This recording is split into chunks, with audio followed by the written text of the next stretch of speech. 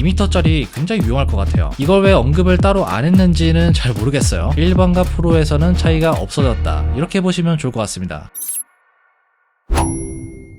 자, 여러분들 드디어 아이폰 16이 새롭게 나왔는데요. 얼마 전부터는 사전 예약까지 진행이 되고 있죠. 근데 여러분들 그거 아시나요? 애플에서 알려주지 않은 아이폰 16의 여러가지 특징들이 있다는 걸, 오늘은 제가 애플에서 알려주지 않은 아이폰 16의 여러가지 특징들, 요거에 대해서 같이 한번 살펴볼게요. 자, 그리고 저희가 구독자 이벤트를 진행하고 있는데요. 무려 아이폰 16을 드리는 이벤트입니다. 참여하시는 방법은 하단 고정 댓글에 잘 나와 있고요. 그럼 많은 참여 부탁드릴게요. 이번에 새롭게 나온 기능 중에 굉장히 마음에 들었던 부분인데, 바로 이제부터는 맥세이프 충전이 최대 25W까지 지원이 된다는 점이에요. 원래는 15W까지만 지원을 했죠. 그런데 이번에는 굉장히 많이 업그레이드가 된 거예요. 사실 이게 프로 모델에서만 지원을 하는 줄 알았는데 제가 찾아보니까 이걸 일반 모델까지 지원을 해주더라고요. 그래서 이제는 맥세이프 충전으로 0%부터 50%까지 30분 만에 충전이 가능합니다. 어떻게 보면 유선 충전만큼 빨라진 거죠. 이게 4가지 모델 전부 가능하다는 걸 애플에서 왜 얘기를 안 했는지는 잘 모르겠는데, 이거 정말 괜찮은 업그레이드다, 이렇게 볼 수가 있고요. 그리고 맥세이프 충전기도 이번에 새롭게 나왔어요. 여기에는 이번에 케이블도 브레이디드 케이블로 바뀌었고요. 지금보다 훨씬 더 긴 2m짜리 옵션도 생겼습니다. 사실 기존 1m는 좀 짧아서 불편했는데 2m짜리 굉장히 유용할 것 같아요. 그리고 여기서 중요한 게 25W 맥세이프 충전을 하기 위해서는 30W 이상을 지원하는 어댑터가 필요합니다. 제가 아래 괜찮은 제품들 링크 남겨놨으니까요. 필요하신 분들은 참고하시면 좋겠습니다.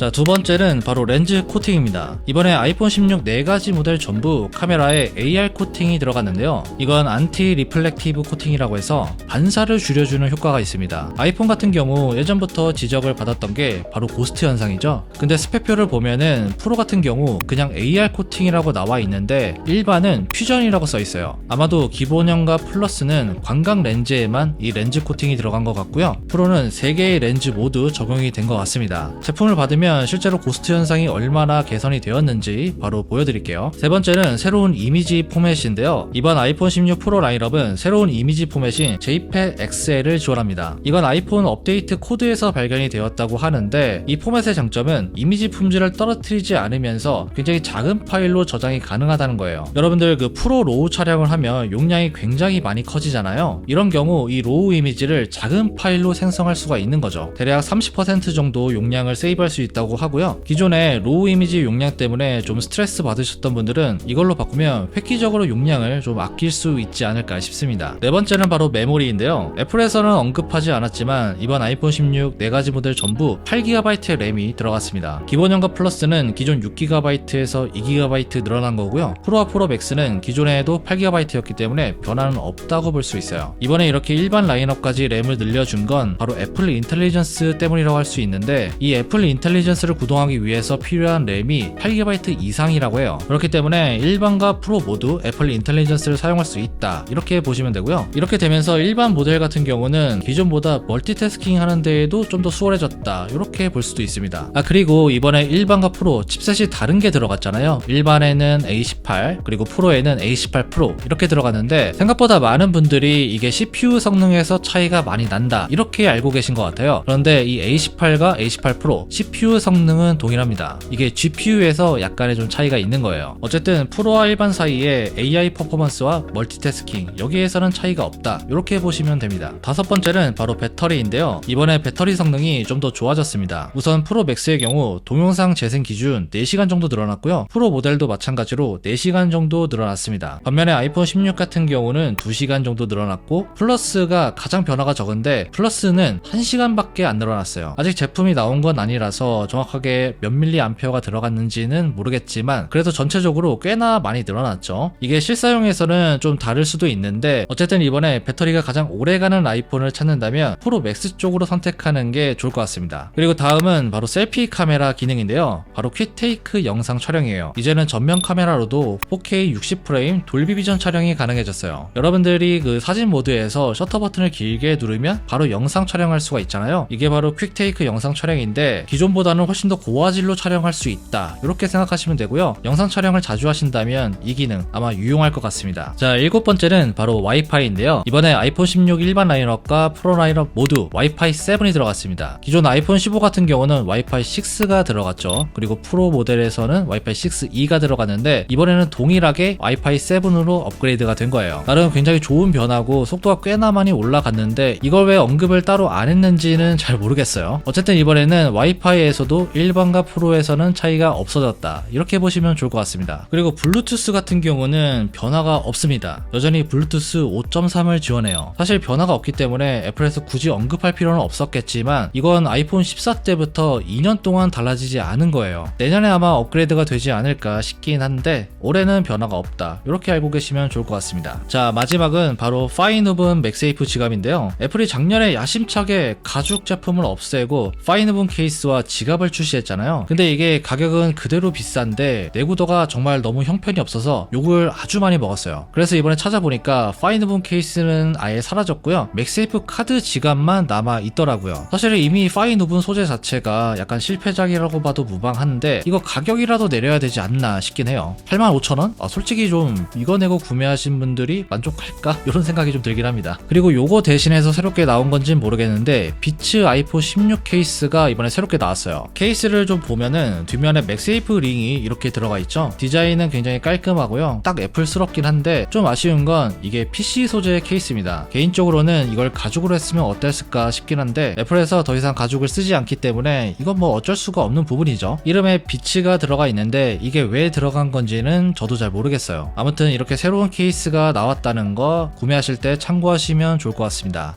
자, 오늘은 이렇게 애플에서 알려주지 않은 아이폰 16의 여러가지 특징들에 대해서 같이 한번 살펴봤고요. 여러분들 질문 있으시면 아래 댓글에 남겨주세요. 이벤트 참여도 많이 부탁드리고요. 지금까지 엄준이었습니다. 다음에 봐요.